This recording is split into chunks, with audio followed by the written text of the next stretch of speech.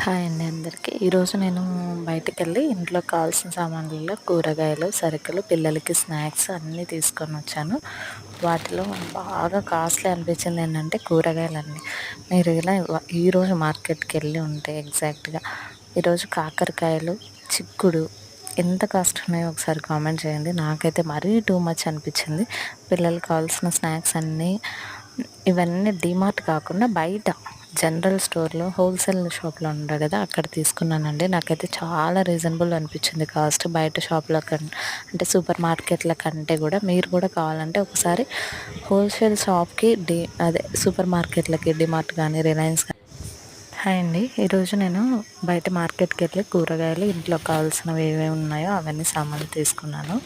వాటితో పాటు కూరగాయ రేట్లు ఈరోజు మార్కెట్‌లో చూస్తుంటే అమ్మో అనిపించింది.